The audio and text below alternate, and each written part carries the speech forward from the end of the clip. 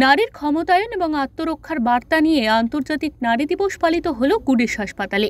এই অনুষ্ঠানের লক্ষ্য ছিল পুরুষ এবং মহিলা উভয়ের জন্য কাজ এবং ব্যক্তিগত জীবনের মধ্যে ভারসাম্য রক্ষা এবং খেলাধুলা এবং আত্মরক্ষায় মহিলাদের অংশগ্রহণকে উৎসাহিত করে দৃষ্টান্ত স্থাপন করা। এদিন নিজ নিজ ক্ষেত্রে সাফল্যের নজির স্থাপন করার জন্য 10 জন মহিলাকে সংবর্ধিত করা হয়। এই বিষয়ে অনুষ্ঠানের মূল উদ্যোক্তা গুডেস হাসপাতালের চিকিৎসক সোমা চক্রবর্তী বলেন, মহিলাদের আত্মরক্ষা ও অস্তিত্বের জন্য লড়াইয়ের বার্তা দেওয়া হলো এই অনুষ্ঠানের উদ্দেশ্য। 10 জন নারীকে আমরা সম্বর্ধনা দিয়েছি আর তাদের রেকগনাইজ করেছি as a super women, because তারা যে ধরনের কাজকর্ম করেছে, তাদের যে কান্ডারি, সেটা কিন্তু সমাজকে যথেষ্ট ইম্প্যাক্ট করেছে।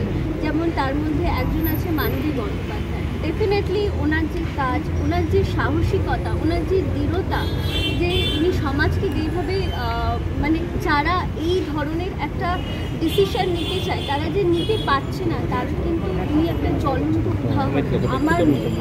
তো সেই ক্ষেত্রে এরকম যেমন মানবী বন্দ্যোপাধ্যায় রয়েছে, তার সাথে রাধিকা দত্ত রয়েছে, উনি একজন কিউরেটর। উনি বিভিন্ন অ্যান্টিক জিনিস সংগ্রহ করেন। তাছাড়া নতুন প্রজন্মের যারা ছেলেমেয়েরা রয়েছে, তাদের যে আঁকা, তারা চান্স পায় না কোথায় এক্সিবিশন করবে, কোথায় তারা বিক্রি করবে। ওনার কিন্তু একটা T93 বলে স্টুডিও আছে, যে এখানে এই ধরনের উনি সংগ্রহশালা করে রেখেছেন। তাতেও আমরা দিয়েছি। অদিতি দত্ত বলে একজনকে দিয়েছি। এই অনুষ্ঠানে উপস্থিত ছিলেন ভারতের প্রথম তৃতীয় লিঙ্গের অধ্যক্ষ professor Manabi Bandyopadhyay, Aditi Dutta, fashion designer Radhika Dutta, বিশিষ্ট ডিজাইনার এবং শিল্পী ঝিলম রায়চৌধুরী, প্রখ্যাত গায়ক, বিশিষ্ট রাজনীতিবিদ দেবরাজ চক্রবর্তী সহ অন্যান্য বিশিষ্ট ব্যক্তিরা।